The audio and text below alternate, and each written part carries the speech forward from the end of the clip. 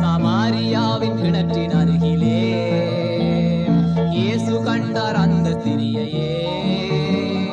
தாகம் தீர்க்க தண்ணீர் கேட்டார், தாகம் தீர்க்க தண்ணீர் கேட்டார். பாத்திரம் இல்லை கிணறும் ஆழம், தாகம் தீர்க்க எங்கு செல்வீர்? பாத்திரம் இல்லை கிணறும் ஆழம், தாகம் தீர்க்க எங்கு செல்வீர்? ஜீவ தண்ணீர் ஒரு ஊற்றிலே இயேசு நின்று உன்னை அழைக்கிறார்.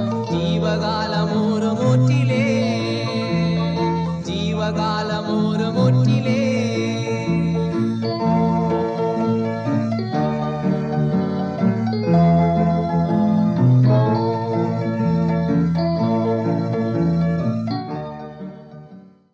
கர்த்தருக்குள் அன்பானவர்களே, அனுதினமும் கிறிஸ்துவுடன் தியான வேலைக்கு உங்களை அன்புடன் அழைக்கிறோம்.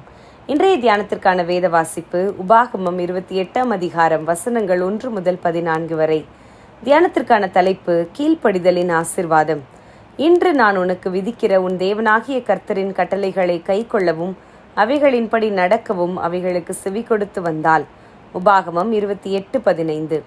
இப்புதிய மாதத்திற்குள் நம்மை பிரவேசிக்க செய்த கர்த்தருக்கே கனமும் மகிமையும் உண்டாவதாக. கர்த்தாவே, நீர் எங்களுடைய பிதா, நீர் எங்களை உருவாக்குகிறவர். ஏசாயா 64ஆம் அதிகாரம் 8ஆம் வசனத்தின்படி இம்மாதம் முழுவதும் பரமக்குயவன் நம்மை திருச்சித்தம் போல் வழிநடத்த நம்மை அர்ப்பணிப்போம். ஜெபிக்கின்ற போது பலரும் இன்றைய தியான வசனத்தின் தொடர்ச்சியான கர்த்தருனை வாளாக்காமல் தலையாக்குவார் என்ற பகுதியை உபயோகிப்பதுண்டு. ஆனால் இதற்கு முன்னாக அநேக நிபந்தனைகளை குறிப்பிட்டு அவற்றிற்கு கீழ்ப்படியும்படிக்கு கர்த்தர் கட்டளையிட்டிருப்பதையும் கவனிக்க வேண்டும். அப்படி கீழ்ப்படியும் போதுதான் இந்த வாக்குத்தத்தம் நிறைவேறும். நாம் அவற்றை மறந்து இந்த வார்த்தையை மட்டும் பற்றி கொண்டிருப்பதில் எந்த பிரயோஜனமும் இல்லை. இன்றைய தியான பகுதியில் கர்த்தருக்கு கீழ்ப்படிந்து அவர் வழிகளில் நடக்கிறவன், அவருடைய கற்பனைகளை கை கொள்ளுகிறவன், இவர்களுடைய வாழ்வில் எவ்வகையான ஆசிர்வாதம் கடந்து வரும் என்பதே குறிப்பிட்டு சொல்லப்பட்டிருக்கிறது. அது அவனுக்கு மாத்திரமல்ல, அவனுடைய சந்ததிக்கும் வரும்படியாக தேவன் அவ்வளவாய் ஆசிர்வதிக்கிறவராய் இருக்கிறார். பட்டணத்திலும் வெளியிலும் ஆசிர்வதிக்கப்பட்டிருப்பாய், போகையிலும் வருகையிலும் ஆசிர்வதிக்கப்பட்டிருப்பாய். உன் பிள்ளைகள் மிருக ஜீவன்களின் பெருக்கங்கள் அனைத்தும் ஆசிர்வதிக்கப்பட்டிருக்கும்.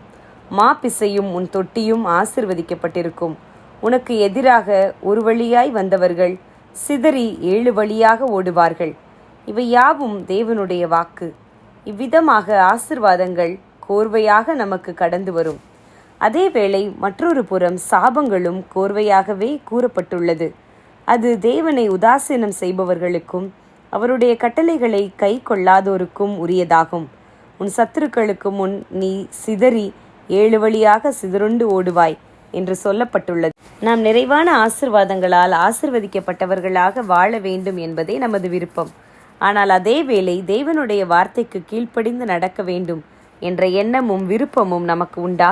வருடந்தோறும் ஆசிர்வாத வசனங்களை எடுப்பதில் இருக்கும் ஆர்வம் இந்த வருடம் முழுவதும் வசனத்திற்கு கீழ்ப்படிந்து நடக்க வேண்டும் என்றதான ஒரு தீர்மானத்தை எடுப்பதில் நமக்கு அந்த ஆர்வம் இல்லை. அதற்கு நாம் பின்னிருப்பது ஏன்? அவர்கள் திருவசனத்துக்கு கீழ்ப்படியாதவர்களாயிருந்து இடறுகிறார்கள். அதற்கென்றே நியமிக்கப்பட்டவர்களாயும் இருக்கிறார்கள். 1 பேதுரு 2:8. இன்று நாம் யார்? வசனத்துக்கு கீழ்ப்படியும் பிள்ளைகளா அல்லது அதை அசட்டை பண்ணுகிறோமா? ஜெபம் செய்வோம். அன்பின் தேவனே, உமது கட்டளைகளுக்கும் கற்பனைகளுக்கும் கீழ்ப்படிந்து உம்மை நாங்கள் பிரதிபலிக்க எங்களுக்கு உதவி செய்யும். ஆமேன்.